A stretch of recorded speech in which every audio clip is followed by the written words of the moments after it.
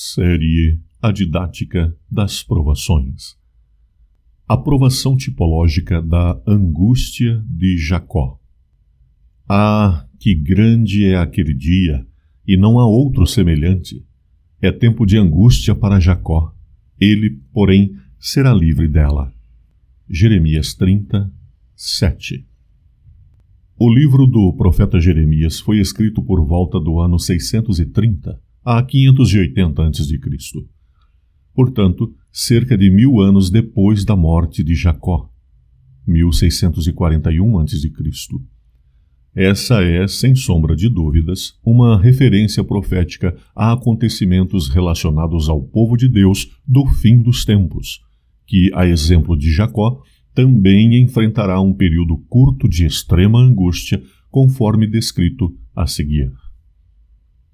A profecia bíblica indica que os fiéis servos de Deus, vivos nos últimos dias da história deste mundo, passarão por um período de extrema prova da sua fé, crença e confiança no Senhor. Esse período profeticamente registrado por Deus é designado de tempo de angústia de Jacó, referindo-se tipicamente à noite em que o patriarca lutou com o anjo de Deus, para que este não se ausentasse antes de confirmar que havia sido definitivamente perdoado por Deus dos seus pecados, e assim poder avançar em paz no plano do Senhor para a sua vida e a de seus familiares. Jacó passara muitos anos em uma luta interna contra si mesmo, achando-se condenado por Deus por suas atitudes contra seu pai e seu irmão. Isto lhe tirava a paz do coração. Assim, naquela noite em que teve a oportunidade de insistir bravamente com Deus pela confirmação do seu perdão, alcançou o que buscava e passou a viver sem ter que carregar aquele terrível fardo de culpa que até ali tanto o oprimia.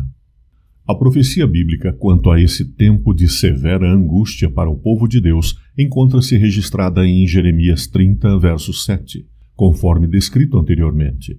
Foi uma noite inteira de luta pela libertação de sua consciência em relação ao pecado contra Esaú.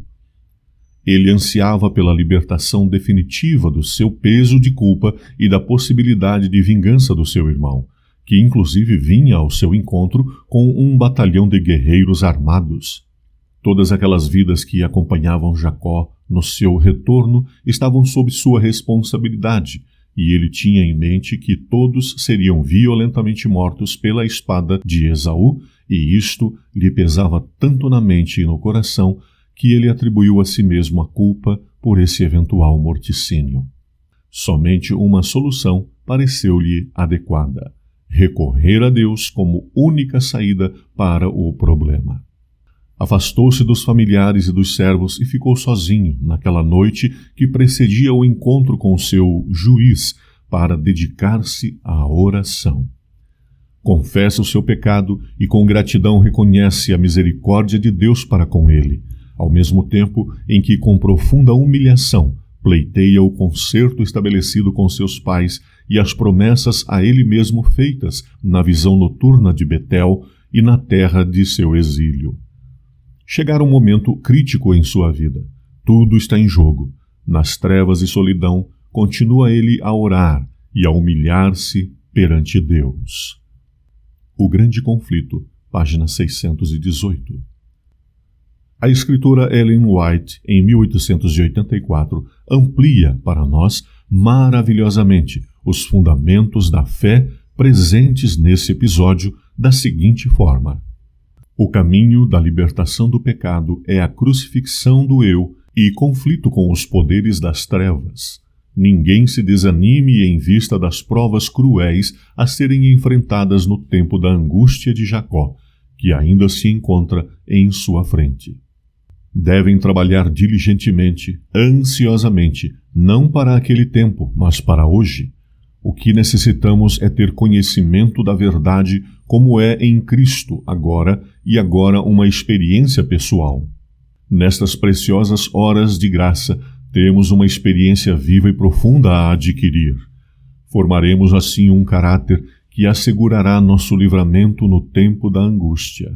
O tempo de angústia é a caldeira de fundição que produzirá caracteres à semelhança de Cristo. Designa-se a levar o povo de Deus a renunciar a Satanás e suas tentações.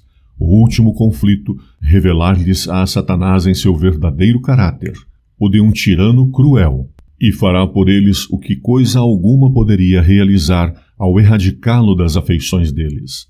Pois amar e nutrir o pecado é amar e nutrir seu autor, aquele inimigo mortal de Cristo. Quando eles desculpam o pecado e se apegam à perversidade de caráter, dão a Satanás um lugar em suas afeições e rendem-lhe homenagem. Review and Herald, 12 de agosto de 1884.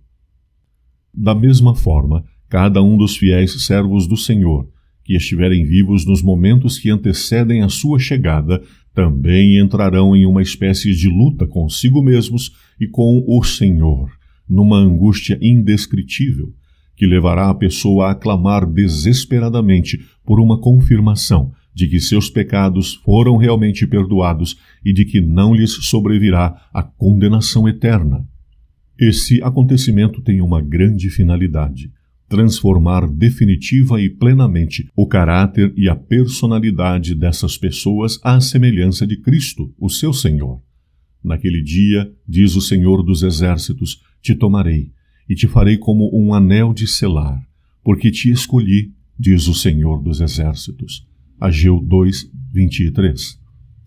Bendita seja a experiência, embora rigorosa, que dá novo valor à pedra e a faz brilhar com vivo resplendor. Review and Herald, 19 de dezembro de 1907. Ellen White.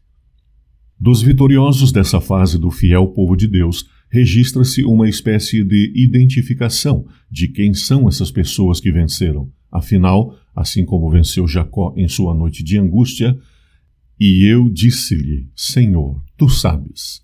E ele disse-me, estes são os que vieram da grande tribulação e lavaram as suas vestes e as branquearam no sangue do Cordeiro. Apocalipse 7,14. Pense nisto. O Salvador sabe o que é melhor. A fé aumenta mediante o conflito com a dúvida, as dificuldades e provas. A virtude reúne forças por meio da resistência à tentação. A vida do soldado fiel é um batalhar e um marchar. Não haverá repouso, ó companheiro de peregrinação, deste lado da Canaã celestial. Mas João, em sua santa visão, contempla os fiéis que saem de grande tribulação em volta do trono de Deus com vestes brancas e coroados de glória imortal. Isso, embora tenham sido considerados a escória da terra. No juízo investigativo, sua vida e caráter são levados em revista perante Deus e aquele tribunal solene inverte a decisão de seus inimigos. Sua fidelidade a Deus e a sua palavra torna-se manifesta, e as altas honras do céu são-lhes conferidas, como vencedores na luta com o pecado e Satanás. Review and Herald, 28 de agosto de 1883. Ellen White. O encontro de Esaú com Jacó, agora chamado Israel, não foi um encontro de batalhas, vingança, morte e destruição, mas sim um encontro de reconciliação, reunião, perdão e paz. Jacó e Esaú chegaram à conclusão de que acima das suas diferenças do passado estava o plano de Deus para o futuro da nação que seria formada a partir de Abraão e que passava por eles mesmos. Assim, quando ambos convergiram para Deus, buscando sua revelação, as coisas acabaram muito bem para todos e o nome do Senhor foi exaltado. Tenhamos fé nas promessas de Deus para nós, principalmente para o tempo de angústia que está logo à nossa frente, na certeza de que Ele nos livrará e nos receberá de braços abertos.